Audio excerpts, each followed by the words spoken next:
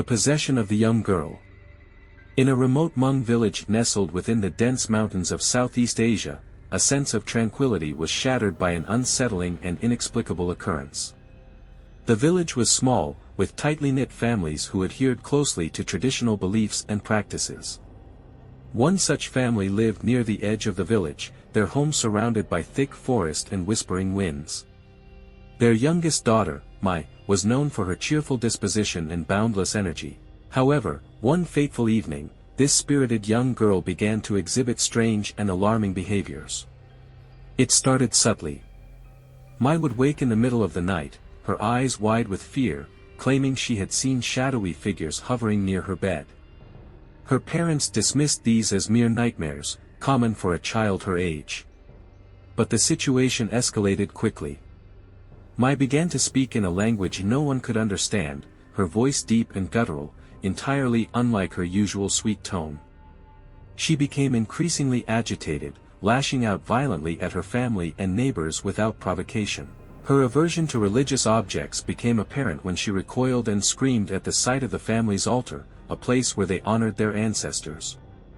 Fearful for their daughter and desperate for a solution, Mai's parents consulted the village shaman, an elderly man with decades of experience in dealing with the spiritual world. The shaman visited their home, carrying with him an array of ritualistic items, sacred herbs, a ceremonial dagger, and an intricate set of bells. As he entered the house, he immediately sensed a dark presence. The shaman conducted a preliminary ritual to diagnose the cause of Mai's affliction. Through trance-like states and communication with the spiritual realm, he determined that Mai was possessed by a dab chus, a wild spirit known for its malevolence and its tendency to target the vulnerable. The shaman announced that a series of intense exorcism rituals would be necessary to expel the spirit. The entire village was called to participate, as the process required collective spiritual strength. They gathered at Mai's home, forming a circle around her as she lay bound to her bed, her body writhing and convulsing violently.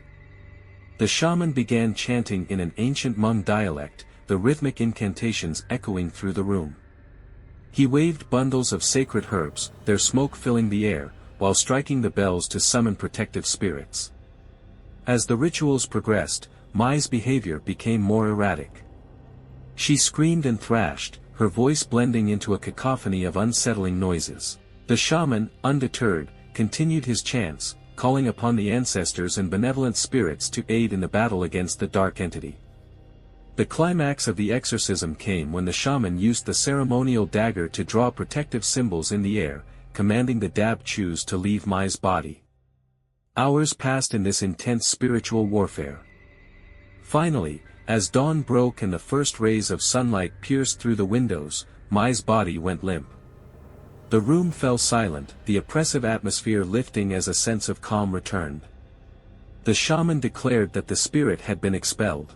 Mai awoke, her eyes clear and her demeanor returned to its innocent state. She had no memory of the events that had transpired, but the physical and emotional toll was evident.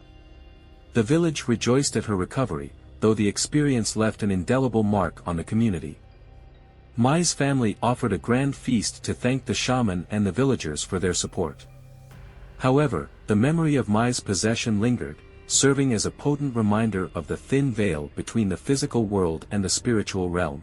The villagers became more vigilant in their rituals and respect for the supernatural, understanding the fragile balance that existed within their world. In the days following the exorcism, life in the village gradually returned to normal, but the memory of Mai's possession lingered in the minds of the villagers. Mai's family, still shaken by the ordeal, took extra precautions to ensure their home was protected from any future spiritual disturbances.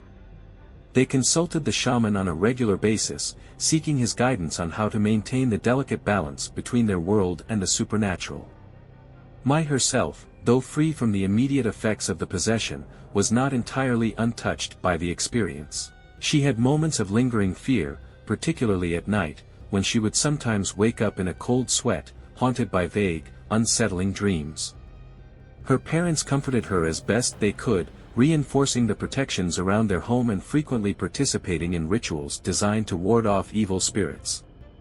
The shaman advised Mai's parents to conduct a significant ritual to honor their ancestors and thank the protective spirits who had aided in her recovery.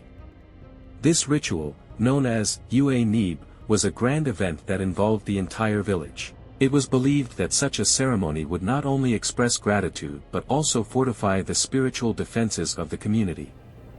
The preparations took several days, with villagers gathering offerings, preparing food, and crafting intricate decorations. On the day of the Neeb, the village gathered at Mai's home. The atmosphere was charged with a mix of reverence and hope. The shaman, dressed in ceremonial attire, led the proceedings, invoking the ancestors and protective spirits. He offered sacrifices, including chickens and pigs, their spirits believed to be carried to the spirit world as tokens of thanks. The villagers participated by chanting, dancing, and sharing a communal meal, their unity a powerful force against any lurking malevolence. Mai, surrounded by her family and community, felt a profound sense of safety and belonging. The ritual not only served as a protective measure but also as a means of psychological healing for her and her family. It reinforced the bond between them and their ancestors, a reminder that they were never alone in their struggles. As the months passed, Mai's nightmares became less frequent, and she regained her cheerful disposition. The village continued to support her, with elders sharing stories and wisdom about the spirit world, helping her understand and cope with what had happened. They taught her to respect the spiritual practices and to be cautious of the supernatural forces that existed alongside their everyday lives. The shaman, having played a crucial role in Mai's recovery, became an even more revered figure in the village. His successful exorcism reinforced the importance of his knowledge and the traditional practices he upheld. The villagers sought his counsel more frequently, ensuring that they remained vigilant and respectful of the spiritual balance.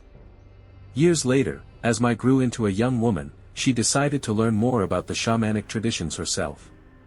She became an apprentice to the shaman, eager to understand the spiritual world that had so profoundly affected her life.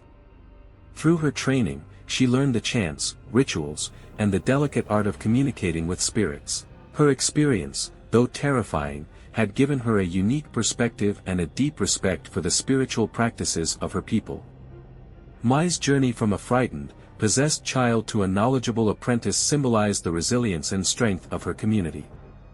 The possession incident, once a source of fear, became a powerful narrative of overcoming adversity and the enduring power of cultural traditions.